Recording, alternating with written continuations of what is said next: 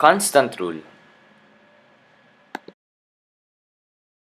So here, as we can see, f of x is equals to 12x cubed plus 3x squared plus 10. Then we get the derivative of 12x squared plus 3x squared plus 10 is equals to 12, open parenthesis, 3x cubed minus 1 plus 3 times 2x, 2 minus 1, plus 0. Then we get the f prime of x is equals to 36x squared plus 6x, and that's our answer. So now, our discussion will be constant times a function. Constant times a function.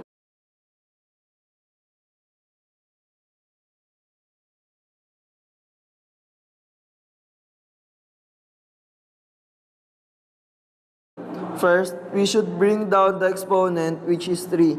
Then subtract 1 from the exponent. Then apply multiplication of the constant and suppose exponent. Then we got our answer, which is f prime of x is equals to 21x squared. We'll name the first function as g of x and second as k of x. We will follow the formula of f prime of x equals to g of x times k prime of x plus k of x times g prime of x. First, we need to find the derivatives of g of x and k of x. Our g prime of x will be 24x plus 2. Open and close parenthesis, 12x squared plus 2x. Because we need to apply the constant times a function that will turn 12x squared plus 2x to 24x plus 2. Same rules will be applied on k of x, then apply multiplication first before addition. Finally, our derivative is 252x squared plus 28x. Quotient rule. We will follow the formula of f prime of x is equal to k of x times g prime of x minus g of x times k prime of x divided by k of x squared. Our g of x will be the numerator and our x will be the denominator. G of x will turn into 18x minus 6 and k prime of x will turn into 2. Then apply the formula. Then it will equals to 2x plus 1, open and close parenthesis, times 18, the x minus 6, open and close parenthesis, minus 9x squared minus 6x, close parenthesis, times 2, close parenthesis, over 2x plus 1 squared, which will result to equals 36x squared minus 12x plus 18x minus 6, close parenthesis, minus 18x squared minus 2x over 2x plus 1 squared equals, then we will combine them, 36x squared minus 12x plus 18x minus 6 minus 18x squared plus 12x over 2 plus 1 squared. So as we combine the like terms, it will result into 18x squared plus 18x minus 6 over 2x plus 1 squared. That's our final answer for f prime of x. Our next topic will be chain rule.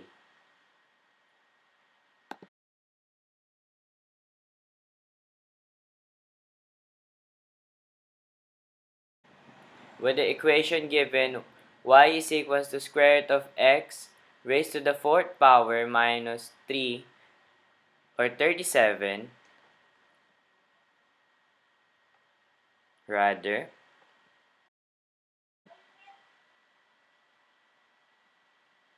y prime is equals to open round parenthesis x raised to the fourth power minus 37 close parenthesis over 1 half, then is equals to y prime of is equals to x raised to the fourth power minus 37 over 1 minus 1 squared.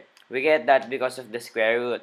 Then the y prime is equals now to x raised to the fourth power minus 37.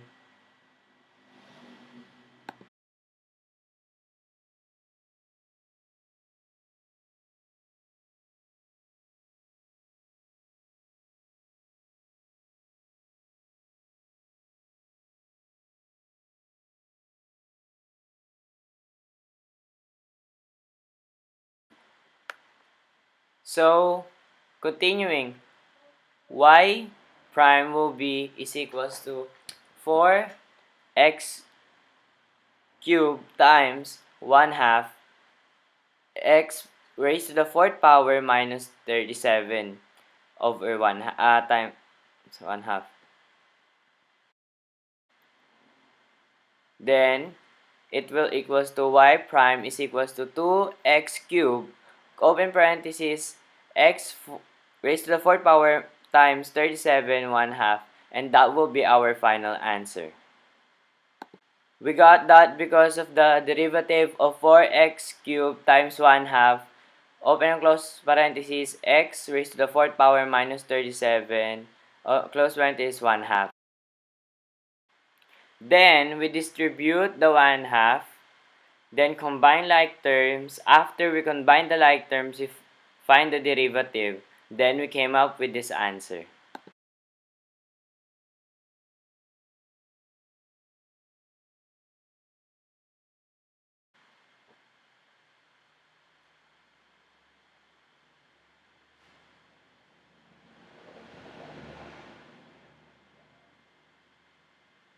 So the next will be the f of x is equals to x squared plus 6x plus 7.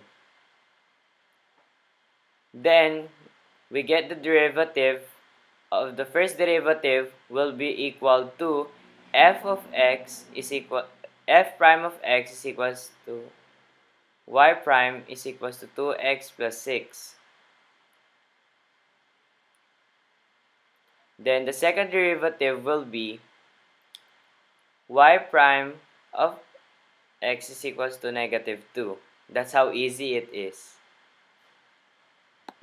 Then we are heading for our last topic, which will be real life situational derivative, or real life application of derivative. We are applying it in a car situation.